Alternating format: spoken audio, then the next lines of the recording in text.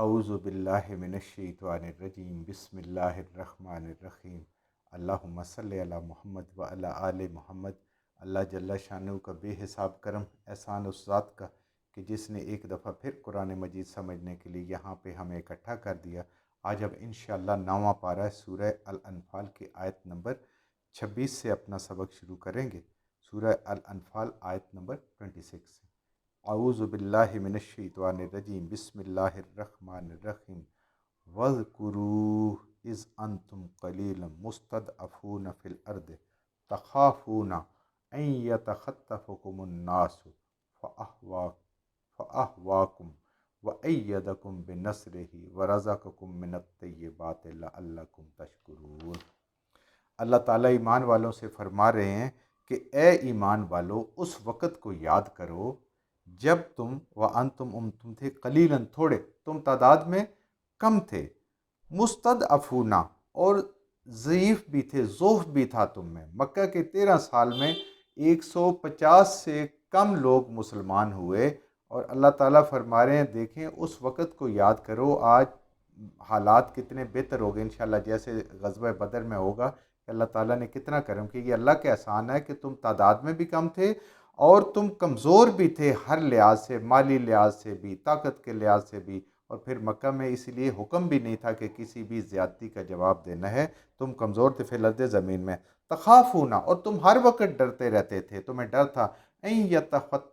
یتخطفکم الناس کہ لوگ تمہیں اچک لیں، یعنی تمہارے گھر چھین لیں، تم بے گھر ہو جاؤ، تمہیں ختم کر دیں، تمہیں شہید کر دیں، تمہیں مغلوب کر دیں، کہ لوگ تمہیں لے اڑیں،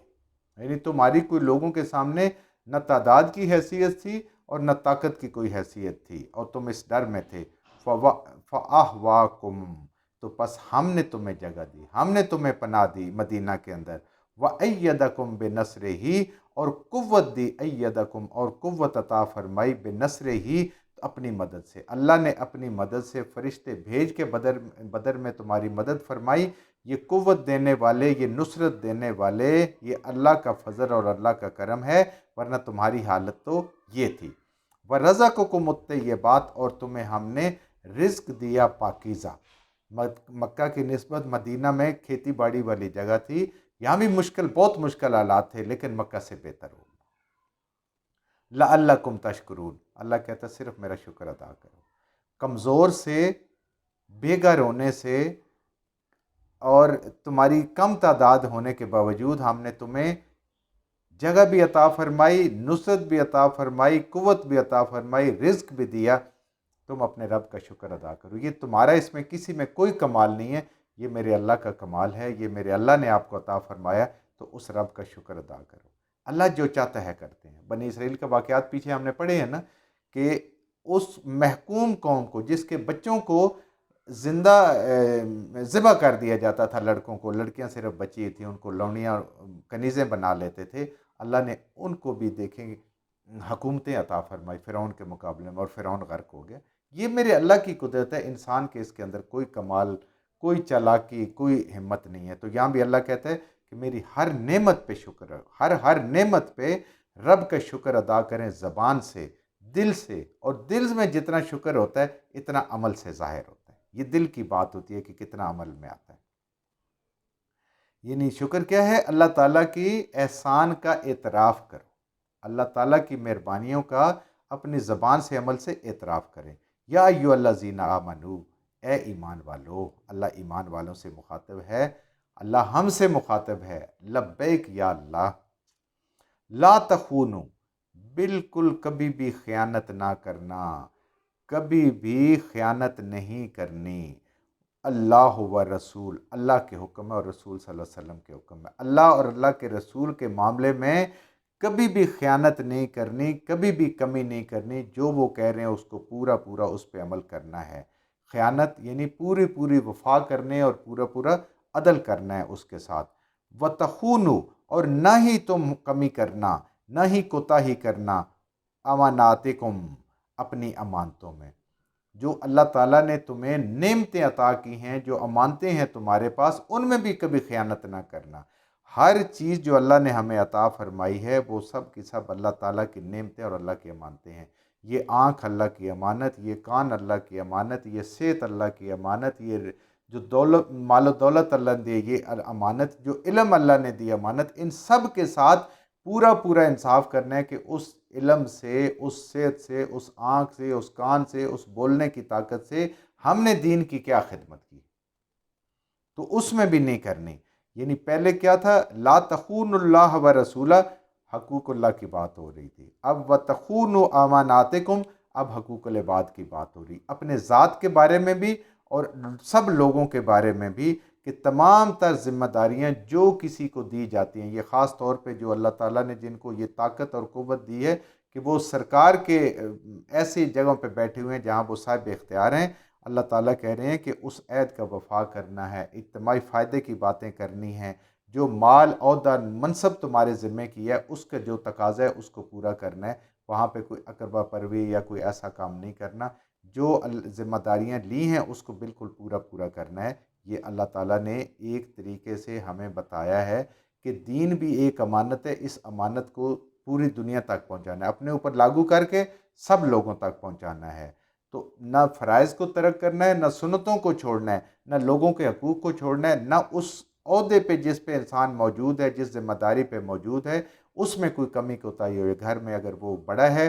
وہاں اس کی ذمہ داریاں ہیں، گھر میں عورت ہے، ماں ہے، بہن ہے، بیٹی، اس کی ذمہ داریاں ہیں۔ اب خود دیکھیں نا، ایک بچہ اگر پڑھنے والا اگر وہ پڑھتا ہی نہیں ہے، باقی دنیا کے سارے کام کرتے، تو اس نے اصل ذمہ داری تو پوری نہیں کی نا۔ تو اصل ذمہ داری دین، اور اس کے بعد حقوق العباد، جو اللہ تعالیٰ نے اختیارات دیے ہیں ان کو اللہ کے حکم کے مطابق استعمال کرنے میں۔ وَأَنْتُمْ تَعْلَمُونَ، اور اب تم یہ جانتے ہو، تمہیں اپنی ذمہ داریوں کا علم ہے، قرآن نے تمہیں سکھا دیا، نبی کریم صلی اللہ علیہ وسلم کی سنتوں نے تمہیں سکھا دیا۔ وَاعْلَمُوا، اور جان لو، خوب جان لو۔ وَاعْلَمُوا جب بھی ہوتا ہے بڑی توجہ سے، خوب غور سے اس کا علم حاصل کرو، اچھی طرح خبردار ہو جاؤ۔ انما اموالکم و اولادکم فتنہ، یہ جو مال اور اولاد ہم نے تمہیں عطا کیا ہے یہ تمہارے لیے فتنہ ہے۔ یہ اللہ تعالیٰ بتا رہے ہیں کہ جو خیانت انسان کرتا ہے اللہ کے حکموں میں بھی اور لوگوں کے حکم میں بھی، وہ یہ اولاد اور مال دونوں چیزیں، ان کی محبت جب ایک حد سے بڑھ جاتی ہے، یعنی یہ انسان کی چیزیں، انسان کے نفس کے اندر یہ چیز ہے کہ انسان مال و دولت کا اور اپنی اولاد کی محبت کا اسیر ہوتا ہے، لیکن ان کے ہوتے ہوئے اللہ کے احکامات کو پیچھے نہیں کرنا، اللہ کے احکامات کو پورا کرنا ہے، تو پھر تو یہ اللہ کا فضل ہے۔ اور اگر وہ رہ جاتے ہیں، کیونکہ نبی کریم صلی اللہ علیہ وسلم کا فرمان ہے نا کہ انسان کو اولاد بزدل بھی بنا دیتی ہے اور بخیل بھی بناتی ہے، مال خرچ کرتے سوچتے ہیں میرے تو بچے ہیں، ان کا کیا بنے گا، اور کوئی اگر دین کا کام آتا ہے، کہیں پہ جنگ کے لیے، جہاد کے لیے نکلنا ہے، وقت دینا ہے، تو کہتے ہیں میرے تو بچے ہیں، یہ کر دیتا ہے، دولت اکٹھی کرتا ہے، ان کے لیے اکٹھی کرتا رہتا ہے، اور ان کی تربیت اگر نہیں کرتا تو تب بھی اس کے لیے وہ فتنہ ہے۔ تو اللہ تعالیٰ فرما رہے ہیں مال اور اولاد خاص طور پہ ذکر کر رہے ہیں کہ ان کے ہوتے ہوئے اپنے رب کو نہیں بھول جانا، اپنے رب کے حکموں کو نہیں بھول جانا، یہ تمہارے لیے فتنہ ہے، یہ تمہارے اندر ایک فطری محبت ہے، لیکن حقوق اللہ اور حقوق العباد کے راستے میں یہ رکاوٹ نہیں بننے چاہیے، اللہ یاد کروا رہا ہے۔ وَأَنَّ اللَّهَ عِندَهُ أَجْرٌ عَظِيمٌ، اگر اس اجر پہ نظر رکھو گے جو رب آخرت میں عطا کرنے والا ہے، تو پھر یہ کبھی بھی تمہارے لیے فتنہ نہیں ہوں گے۔ رب کا اجر عظیم اجر ہے جو اللہ نے عطا کرنا ہے، وہ پیش نظر ہوگا تو پھر کوئی فکر کی بات نہیں ہے۔ یا ایہا الذین آمنو، اے ایمان والو، پھر اللہ ایمان والوں کو کہہ رہے ہیں ان تتقوا اللہ، اگر تم پرہیزگاری اختیار کرو، اللہ سے ڈرتے رہو، نیکیاں کرتے رہو، گناہوں سے بچتے رہو، یجعل لکم فرقانا، تو اللہ تعالیٰ ضرور بنا دے گا، اللہ تعالیٰ ضرور دے گا لکم تم سب کو فرقانا، فرقان ایک امتیاز۔ فرقان یہ ہوتا ہے حق اور باطل کی تمیز، کہیں پہ بھی ذرا سے شک و شبے کی بات ہوگی کہ اصل بات کیا ہے، اللہ سجھا دے گا اصل راستے کو۔ کہیں مشکل سے مشکل حالات ہوں گے، انسان کو سمجھ نہیں آ رہی ان حالات سے میں کیسے نکلوں گا، بڑا گرا ہوا ہوگا، اللہ راستہ سجھائی دے دیتا ہے۔ اس کے لیے کیا ہے، اللہ کا ڈر، حق اور باطل کی تمیز کے اللہ قوت دے دے گا، اور مشکل سے مشکل راستوں میں اللہ جو ہے وہ بہترین راستہ بنا دے گا۔ جہاں نماز پڑھنی مشکل ہو، بندے کی نیت ارادہ ہو، اللہ تعالیٰ سبب پیدا فرما دیں گے۔ کوئی کام بھی نیکی کا کرنا چاہتا ہے، اس کے راستے میں شیطان رکاوٹ نہیں بنے گا۔ وَيُكَفِّرَ عَنْكُمْ، اور وہ دور کر دے گا تم سے، वयुकफ़िर अनकुम, तुमसे दूर कर देगा, ढांप देगा क़यामत वाले दिन, रुसवा नहीं करेगा सय्यातिकुम, तुम्हारे गुनाहों को ऐसे ढांपेगा कि क़यामत वाले दिन तेरे गुनाह नज़र ही नहीं आएंगे। वयग़फ़िर लकुम, और तुम्हारी बख्शिश फरमा दे, तुम्हें जन्नत में भेज देगा। वल्लाहु ज़ुल फ़ज़लिल अज़ीम, अल्लाह तो साहिब फ़ज़ल है, अल्लाह तो फ़ज़ल करने वाला है, अल्लाह ताला फ़ज़ल का मालिक है। यानी अल्लाह से डरने के देखें क्या फ़ायदे हैं कि एक अल्लाह ताला फ़ुरक़ान अता फ़रमाएगा, क़यामत वाले दिन रुसवा नहीं फरमाएगा, लोगों के सामने कसूर सारे माफ़ फरमा देगा और बख्शिश भी देगा, क्योंकि अल्लाह ताला फ़ज़ल वाला है। तक़वा असल में तो बुनियाद है, ईमान की भी बुनियाद है और हर चीज़ की बुनियाद है। व इज़ यमकुरु बिका, और जिस वक़्त वो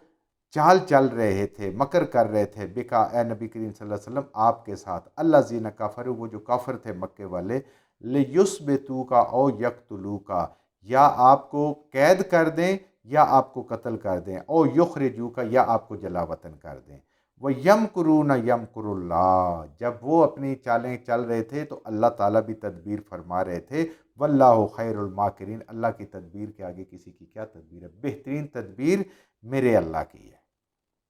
ये उस वक़्त की बात है जब नबी करीम सल्लल्लाहु अलैहि वसल्लम, जिस रात आपको अल्लाह हुक्म दिया हिजरत का, उस रात दारुन नदवा में ये फ़ैसला हुआ कि आपको बंद किया जाए। उन्होंने कहा नहीं, ये तो उनके साथी फिर बढ़ते जाएंगे, उनको तो कोई रुकावट नहीं है। फिर ये कि जलावतन कर दिया, उन्होंने कहा नहीं, आप जहाँ भी जाएंगे आप दीन की दावत करेंगे, लोग तो आपके दीवाने हो जाते हैं, आपके साथ आ जाएंगे। फिर कत्ल का फ़ैसला हो कि हर नौजवान जितने थे उनको चुन लिया गया, उनके नाम की लिस्ट बन गई कि ये होंगे हर कबीले से, कि जब वो यक बारगी नऊज़-बिल्लाह नबी करीम सल्लल्लाहु अलैहि वसल्लम पे हमला करेंगे और आपको कत्ल करेंगे, तो किस से खून बहा लिया जाएगा, किसी का बदला नहीं लिया जा सकता, तो सारे मिल के खून बहा दे देंगे। ये जो उनका कबायलियों का तरीका था, इस पे फैसला हुआ, लोगों की फहरिस्त बन गई, नौजवानों को चुन लिया गया, वक्त मुकर्रर हो गया और उस वक्त पे पहुंच गए, क्योंकि नबी करीम सल्लल्लाहु अलैहि वसल्लम की आदत मुबारक थी कि आप रात का पहला हिस्सा आराम फरमाते ज़्यादातर, और रात के पिछले हिस्से में आप हरम में जाते और अल्लाह की इबादत करते, तहज्जुद और दुआएं और सारी चीज़ें। तो उन्होंने कहा जैसे आप निकलेंगे घर से तो हम यक बारगी आप पे हमला करेंगे। वो अपने वक्त मुकर्रर पे जिन जिन लोगों ने उसमें बदबख्तों ने हिस्सा लेना था वो पहुंच गए, और वहाँ पे फिर अल्लाह ताला ने आपको बताया कि आज आपने निकलना है, निकाल के ले जाने वाली ज़ात मेरे रब की है। और यूँ अल्लाह ताला आपको निकाल के ले गया कि उन्होंने देखा सब्ज़ चादर ओढ़ के हज़रत अली करमल्लाहु वजह लेटे हुए, और उन्होंने ये समझा कि आप सल्लल्लाहु अलैहि वसल्लम सो रहे हैं। उनके होते हुए उनके दरमियान से आप सूरह यासीन को पढ़ते हुए वहाँ से उनके निकले, और मुट्ठी रेत की फेंकी जो उनके सरों में पड़ी, और यूँ आप निकलते हुए हज़रत अबू बकर सिद्दीक़ रज़ी अल्लाह ताला अन्हु के घर में गए, और वहाँ से फिर आपके हिजरत का सफ़र शुरू। अल्लाह उसको याद कर रहा है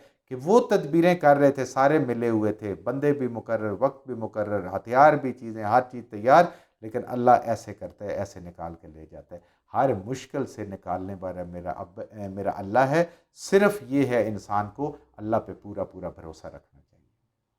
जो कुछ हमने सही सही पढ़ा, अल्लाह हमारे ज़हनों में, दिलों में बिठा दे। जहाँ जहाँ पढ़ते हुए बोलते हैं हमसे गलतियाँ होगी, अल्लाह में माफ़ फरमा दे, और उन गलत बातों को हमारे ज़हनों से, दिलों से अल्लाह की ज़ात निकाल